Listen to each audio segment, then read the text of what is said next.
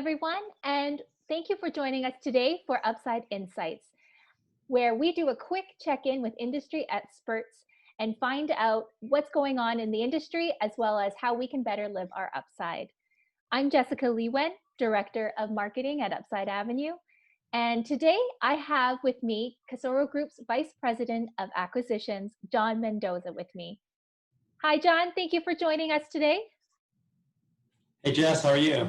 Great, great. How are you doing with sheltering in place? Have you learned anything new about yourself while you're stuck at home?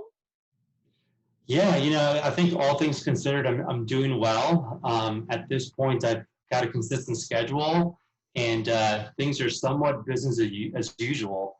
I think in terms of shelter in place, I've made an effort to get out of the house and go for small walks throughout the day, which is pretty nice. So I hope to continue that post-COVID. Good, great, good to hear. Now you've joined Casoro Group not too long ago, a few months ago. How has that been settling into your new role? Yeah, I mean, things are different to say the least. I've been working from home since day one, so that's very different. I haven't actually seen or met anyone in person from our company, but I've made an effort to do video calls as much as possible to everyone to get some FaceTime with folks. It's not a complete substitute for in-person communication, but it's a good option. Yeah, technology's been great for that, that's for sure. So tell me a little bit about Casoro Group and what type of investments and markets do you focus on? Yeah, so Casoro Group is a vertically integrated multifamily operator. We currently own 5,400 units, mostly in Texas.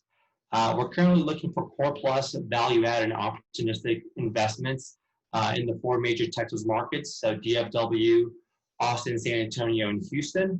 We will look at other Sunbelt region markets if there's a portfolio or operating companies that we can acquire. Okay, wonderful. So how are your target markets performing right now? Texas as a market is performing well.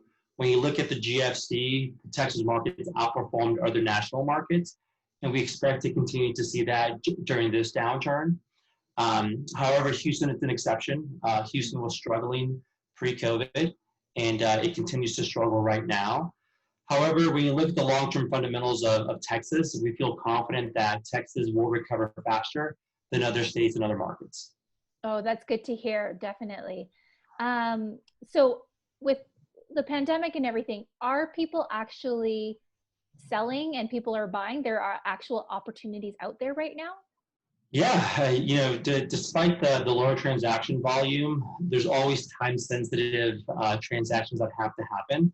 So there's always 1031 exchanges, there's always debt maturities, fund level timelines that have to result in a transaction. And so our pipeline is actually very robust at the moment. There's a lot of off-market opportunities that we're evaluating at the moment. So that's great that, there's off-market deals that are available. How else have you seen the pandemic affect your side of the industry? There's been a hyper focus on rent collection timing and bad debt. We're also requesting more information on the target demographic of that property. So we're digging in more and digging in earlier to really uncover what that means for underwriting. Okay, great. Well, thank you so much, Jon, for taking this time to share with us some quick insights on what's happening on your side of the world.